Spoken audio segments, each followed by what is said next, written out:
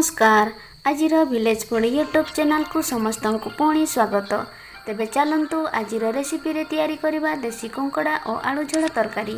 ग्रामांचलर वर्तमान समय पई एही कंकड़ा झोल और कंकड़ा चटनी पूरा जबरदस्त तरकारी।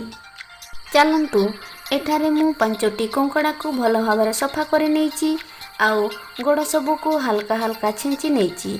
छेंचिबा द्वारा तरकारी मसला ठीक भाव में पाई थाए।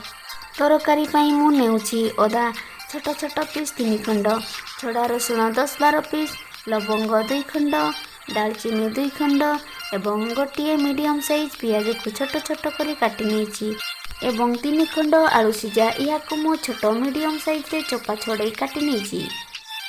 ठीक अछि, एबे मो मसला सब को ग्राइंडर रे गुंड कर नेबी।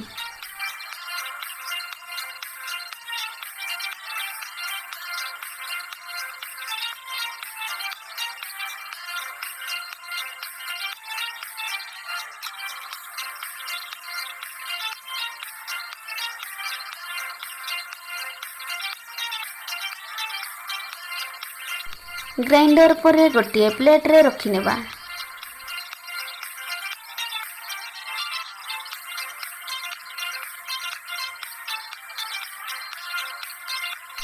एबे सही ग्राइंडर रे बिलाती को मध्य ग्राइंड कर नेबा।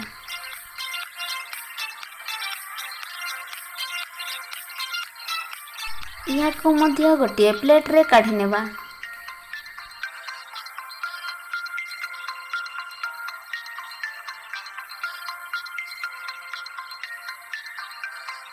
एबे तरकारी मसला रेडी हो गला। यह को साइड कर नेबा एवं कंकड़ा रे हाफ चामच हल्दी ऐड कर नेबा।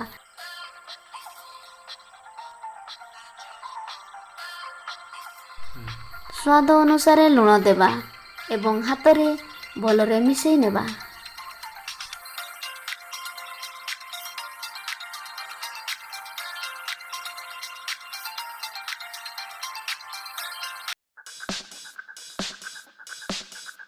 एबे चलंतु प्रथमे कंकड़ा सब को तावा रे फ्राई कर नेबा। फ्राई समय रे अल्प फुटण ऐड करिबा जहा द्वारा कि कंकड़ा रो टेस्टी मस्त लागिबो।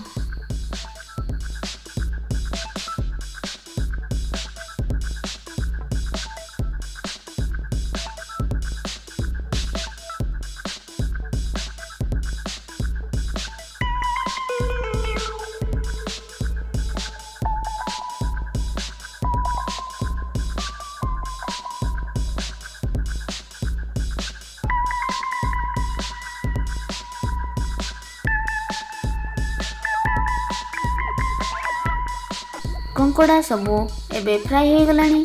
वर्तमान गोटे थाली को काढ़ी नेबा।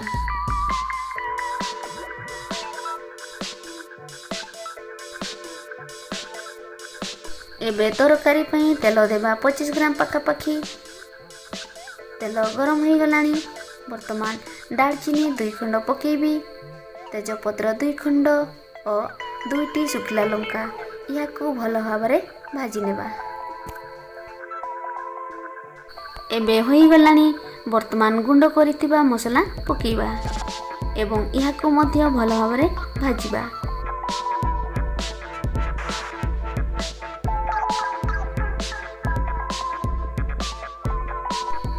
भाजी हो गले ऐड करिबा हाफ चामच काश्मीर चिली, हाफ चामच जीरा गुंड, हाफ चामच हल्दी गुंड। एबे भल से मिसई नेबा।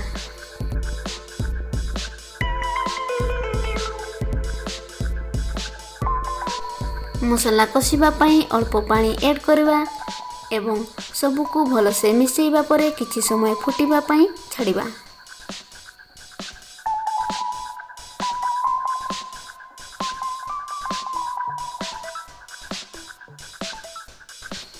एबे बिलाती ऐड कर नेबा एवं मसला भल से कषिबा पई छाड़िबा।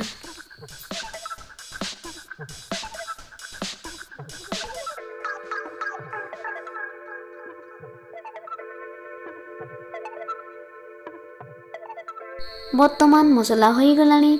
एबे आलू सिझा पकेइबा। तापरे फ्राई होइथिबा कंकड़ा सब को मिसैबा।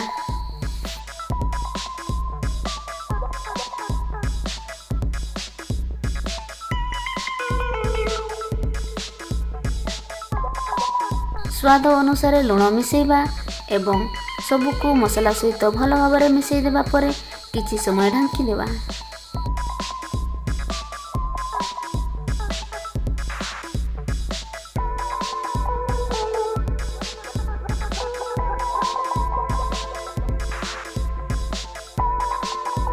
देखंतु आमर कंकड़ा झोल तरकारी रेडी हो गलानी।